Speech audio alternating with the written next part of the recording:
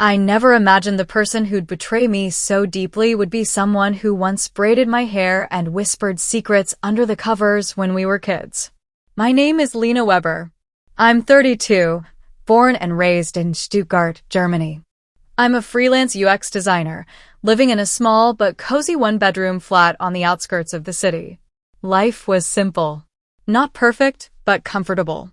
I worked with a few tech startups in Berlin and Munich remotely, paid my bills on time, and prided myself on being financially independent. My younger sister, Alina, she was always the more impulsive one. Charming, clever, the kind who could talk her way out of anything. We weren't especially close as adults, but we still talked from time to time, family birthdays, a few WhatsApp messages here and there. I thought we were fine, until the letters started arriving. At first, I didn't think much of it. Just the usual junk mail, I told myself. But then, I saw one envelope with Zahlungserinnerung in bold, payment reminder. It was from a bank I didn't recognize. I opened it, confused. A credit card balance of 1,200 euros. I had no account with them. A few days later, another letter came. This one from a mail-order electronics retailer in Hamburg. They claimed I had purchased a MacBook Pro and a smartphone on installment, worth over 3,000 euros, and missed the last two payments. I stared at the invoice, my chest tightening. I had never ordered any of this. At this point, the nervous part of my brain tried to stay logical. Maybe it's a mistake, a mix-up of addresses, or someone with the same name. I called their customer service line. They confirmed the account was opened under my full name, birth date, and address. Not just my address now, but my old one, the apartment I shared with Alina before I moved out 3 years ago. That was the moment the unease turned to dread. I went to my online banking app and checked my credit score through Schufa, Germany's main credit bureau. To access the full report, I had to verify my identity again, and even that process made my stomach churn. When the PDF loaded, I swear I stopped breathing for a moment. There were 5 accounts listed I had never opened. All active, all in my name, all carrying outstanding balances. I hadn't missed a payment in years. And yet, there it was. My score had plummeted. I was flagged as high risk. Just like that. I sat on the floor, the cold tiles pressing against my legs, staring at the screen as my hands began to tremble. Someone had used my identity, my name, my personal data, my credit to rack up thousands of euros in debt. But how? Who would even have that kind of access to my information? My mind started racing. I thought of all the places my data could have leaked, an online breach, a stolen letter. But deep down, something felt more personal. The addresses, the timelines. That's when it hit me. Alina. She had access to my documents. Back when we lived together, I was careless. My passport, old pay stubs, even some saved digital scans on the shared laptop. She knew my birth date, my full name, my tax ID. Still, the thought was unbearable.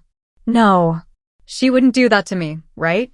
But I couldn't ignore the sinking feeling that the person I had trusted the most might have just destroyed my life from the inside. And this was only the beginning. The next morning, I barely slept. I kept waking up in a panic, hoping this had all been some bizarre dream. But the emails were still there. The Schufa report was still real. And the unpaid balances weren't going to vanish just because I wished them away. I knew I needed help, so I made an appointment at my local Verbraucherzentrale, the consumer protection office here in Stuttgart. They offered support for people dealing with debt, fraud, and financial abuse. I printed everything: the bank letters, the invoices, the credit report. When I handed the stack of papers to the advisor, she flipped through them quietly, her expression growing more serious with each page. After 10 minutes of scanning and typing on her computer, she looked up at me and said calmly, "Frau Weber, you are the victim of extensive identity theft." She laid it out bluntly. Multiple financial institutions had opened lines of credit in my name, banks in Hamburg, Köln, even one in Leipzig. Whoever did this had created fake email addresses, forged a few utility bills to verify residence, and even applied for a small business loan using my tax ID. Total damages so far? 18,400. I felt like the floor dropped beneath me. 18,000 euros. In my name. I didn't do any of this, I whispered. It sounded pathetic coming out of my mouth, like I was begging for someone to believe me. The advisor nodded gently. We believe you. But it will take time to prove, and there's a process we have to follow. She told me to file a Strafensicht, a criminal complaint, at the local police station. I also had to submit a formal dispute with each bank, attach my Schufa report, and start freezing any remaining lines of credit. My email accounts, cloud storage, and password manager all had to be checked and changed immediately. It felt like trying to patch holes in a sinking ship while the water was already up to my chin. When I got home that evening, I poured a glass of red wine and sat down at my desk, determined to start the process. But before I could open my email, something caught my eye. It was an old hard drive, one I hadn't used in years. I plugged it in and started browsing. It was mostly old university stuff, design files, photos, music. But then I saw something strange, a folder labeled personal_backup_2019. I opened it, and my heart stopped. There were PDFs of my passport, my tax ID certificate, utility bills, even my old signature scanned from a lease agreement. All in one place. All from the year Alina and I shared that apartment. And suddenly, the doubt was gone. She had everything she needed. Everything. Right there on a drive we both used, in a folder I hadn't touched since I moved out. My hands were shaking as I scrolled. Part of me wanted to stop looking, to just pretend none of this was happening. But I kept digging. There was another folder, hidden inside that backup. It was labeled apps_used_2022. Inside?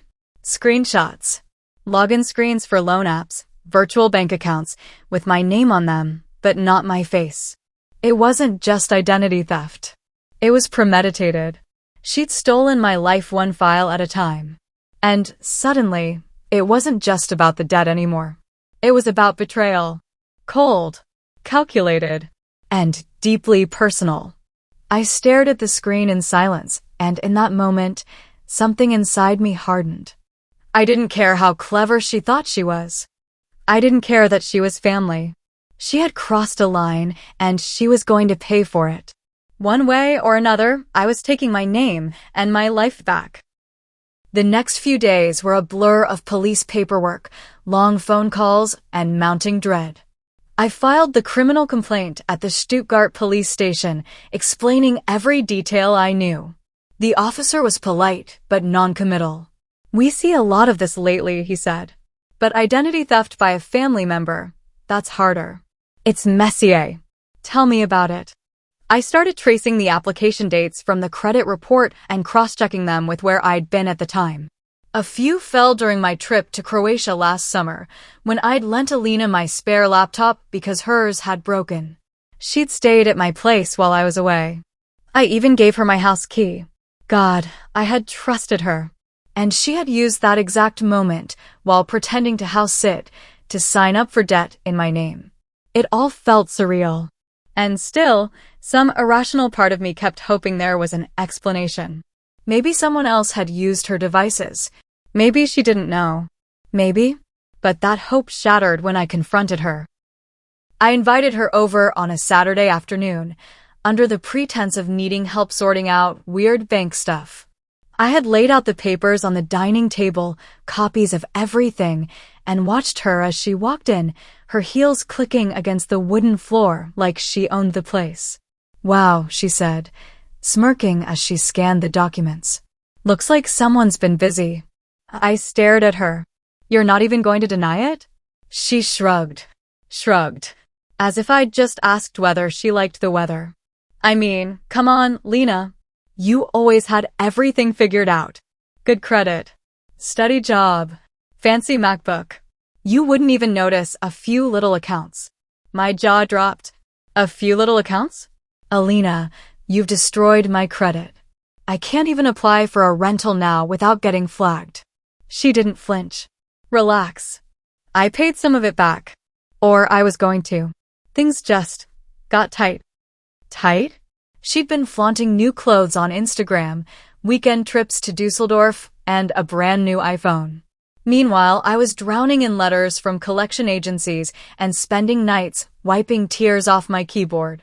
I took a deep breath, trying to keep my voice from shaking. You stole from me. You didn't just open accounts. You faked documents, forged my signature, used my identity. That's a crime, Alina. Her smile faltered. You're being dramatic. I didn't think you'd actually go to the police. I stood up, slowly. Well, I did. Silence. For the first time, she looked rattled. Her eyes darted to the door, then to the pile of papers and back to me. You're really going to throw me under the bus for this? She asked, her voice smaller now. We're sisters. Sisters? I repeated, stepping toward her. Real sisters don't destroy each other's lives to buy designer handbags. She left not long after that. Slamming the door, muttering something about how I always made her feel small. As if I had somehow earned this punishment by succeeding where she struggled. I watched her walk away from my building through the living room window, tiny, defiant, and suddenly a stranger. And that was the moment I knew there was no going back. This wasn't a misunderstanding. It wasn't a mistake. It was betrayal, clear and deliberate. And no amount of blood between us was going to excuse it. Now, I didn't just want justice. I wanted to make sure she felt what I felt. Loss, fear, shame. Because she didn't just steal my identity, she tried to erase me. And I wasn't going to let her win. After Alina stormed out, I expected the silence. What I didn't expect was the ambush that followed. 2 days later, my mother called. She didn't even say hello. Just launched straight in. Lena, what did you do to your sister? I blinked. Excuse me. She called me sobbing. Said, you're dragging her name through the dirt. Accusing her of theft. Identity fraud, Lena? Really? I took a deep breath, already feeling my blood pressure spike. Because she did, Mom. She opened 5 credit accounts in my name. I've got thousands in debt because of her. I filed a police report. She said she borrowed a little. That you knew about it and changed your mind. My voice trembled. Borrowed? Since when does borrowing involve forging documents, faking emails, and ruining someone's financial future? There was a long pause. She's your sister, Mom finally said, her tone flat. She's going through a hard time. I could have laughed. A hard time? Alina had been living beyond her means for years. Quitting jobs, jumping apartments, ghosting people she owed money to. Everyone made excuses for her. Always. But this time, I was the collateral. Let me guess, I snapped. She said she was going to pay it all back. She was. My mother barked. But now you've got the police involved. What kind of family does that? The kind that's sick of being lied to. I shouted, surprising even myself. This isn't some petty sibling squabble, Mom. This is fraud. She hung up without another word. And just like that, I wasn't just the victim of identity theft. I was the villain in my own family's story. The next few days were brutal. My uncle texted to say I should let it go and keep it private. My cousin sent a voice note saying I was ruining Alina's future over money. Even my father, who's been divorced from my mom for over a decade, called to ask if I could settle it quietly and avoid embarrassing the family. Embarrassing the family. As if I hadn't been humiliated enough.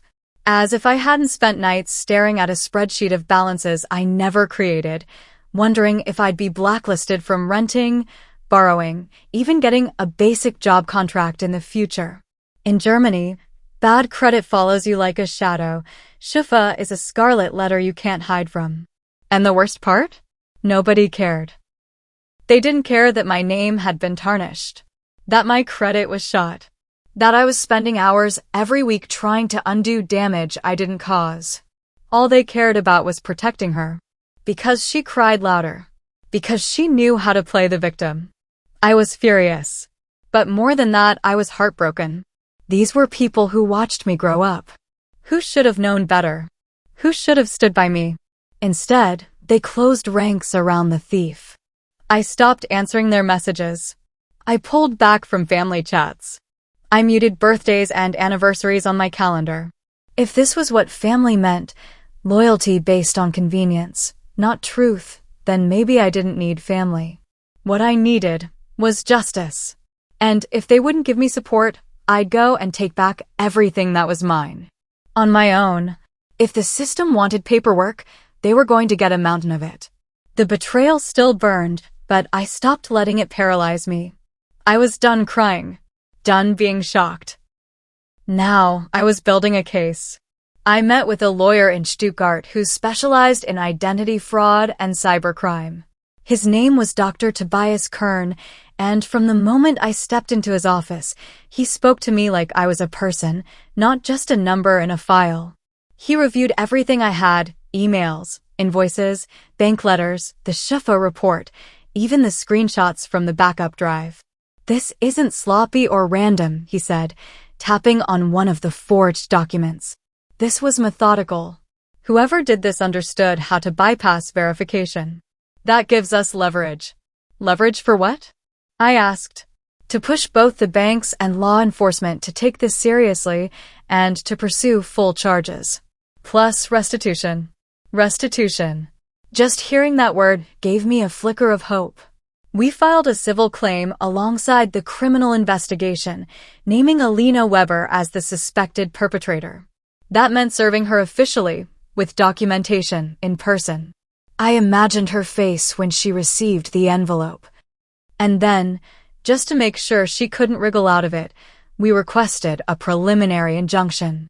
That froze any active accounts in my name, flagged further credit attempts, and issued formal requests for data from the companies involved, emails, IP addresses, login activity. It wasn't easy. Most of the banks dragged their feet. They're far quicker to hand out credit than to admit they were careless in verifying someone's identity. But with every delay, I pushed harder. I sent follow-ups, I escalated cases, I looped in Tobias to apply pressure. We even went to the Landgericht, the regional court, for one of the companies refusing to cooperate. And finally, it started to work. One bank confirmed the IP address used to apply was traced back to a location in Esslingen, just 15 minutes outside Stuttgart. Alina had moved there last year. Another retailer provided a delivery address that matched hers exactly. Even the fake email addresses used had variations of my name mixed with her old handles. It was undeniable. She wasn't just borrowing or being impulsive. She had engineered this like a side hustle, stealing from her own sister in digital silence. I remember walking home from the lawyer's office on a gray Friday afternoon, rain smudging the edges of the buildings, my scarf pulled tight against the wind. And for the first time in weeks, I felt something I hadn't in a long time. Control. I wasn't helpless anymore. I wasn't scared. I was taking back what was mine, one signed affidavit at a time. A few days later, I got a message on Signal. It was from Alina. You really went this far? You think this makes you better than me? You're destroying everything. I stared at it for a long time. Then I typed back. No, Alina. You destroyed it. I'm just cleaning up the mess. And I hit send. Let her feel the silence. Let her feel what I felt when I opened those first letters. Powerless, cornered, exposed. Because this time, I was the one holding the evidence. And she was the one who couldn't run anymore. Recovery wasn't fast. And it definitely wasn't clean.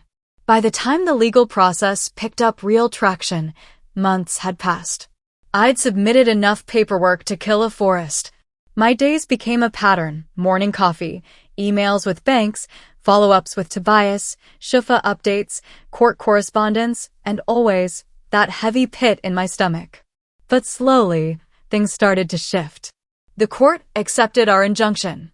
Several of the debts were formally voided, declared invalid due to fraud. The financial institutions finally acknowledged they had failed in verifying proper identity. My credit score didn't magically fix itself overnight, but it stabilized. Shufa added notes to my file, marking the accounts as disputed and criminally investigated. That single action helped me regain some ground. I was able to apply for a certificate of good financial standing, and after several back and forths, I renewed my rental agreement without penalty. One of the fintech companies even issued a formal apology. They admitted their verification process had room for improvement. Damn right it did. The police continued their investigation, and though I wasn't privy to every step, Tobias confirmed that charges had been submitted to the Staatsanwaltschaft, the public prosecutor. Alina didn't show up to the first hearing. But when she was summoned again with the possibility of a default judgment, she showed. And for once, she didn't smile. She didn't shrug. She looked small. According to Tobias, her defense was flimsy. She claimed she never thought it would go that far.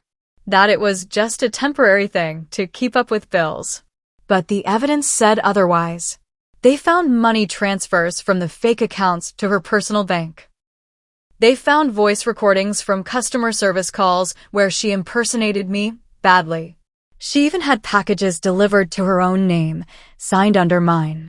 It was textbook fraud. Eventually, the court handed down a judgment. She was ordered to pay restitution for damages over 14,000 euros. Of course, whether I'd ever see that money was another story. But for me, it wasn't just about the money anymore. It was about getting my identity back, my sense of safety, my autonomy. I started going to therapy not because I was broken, but because I needed help processing the weight of it all. The anger, the guilt, the grief. Being betrayed by someone who once held your hand on the first day of school, that changes you. I also joined a small online support group for victims of identity theft. We shared stories, strategies, even jokes, dark humor mostly. But it helped. It made me feel a little less isolated. A little less like the only person who'd been stabbed in the back by family and left to clean up the mess alone. I still live in the same apartment in Stuttgart. Same street, same view of the bakery across the road. But I'm not the same person anymore. I've learned to be more cautious, maybe even a little guarded. I've learned how easy it is for trust to be weaponized. But I've also learned how strong I really am. How resilient. How capable. Because when the person who knows your deepest secrets turns them against you, the recovery isn't just financial. It's personal. And I was finally starting to feel like myself again. There's a strange moment after everything collapses, after the wreckage has been swept away, when you finally breathe again. Not because everything is fixed, but because you survived it. And I had survived. It took almost a year. A year of missed sleep, lawyer meetings, and cold stares from family members who still whispered that I'd gone too far. A year of rebuilding credit, cleaning digital footprints, and double-locking every corner of my life. But it was done. The courts had ruled in my favor. My Shufa record was slowly being corrected. Most of the fraudulent debts were legally removed from my name. And the restitution order meant that, at least on paper, Alina was responsible for every cent she stole. Of course, she didn't have it. I knew that. But this wasn't about the money anymore. It was about principle. And permanence. Because now, for the first time, there was a paper trail that told the truth. If anyone searched my records, they'd see it, that I didn't cause the damage. That I was the one wronged. That my name meant something again. I kept thinking about the irony. Growing up, our parents always said we were so close. Like two sides of the same coin.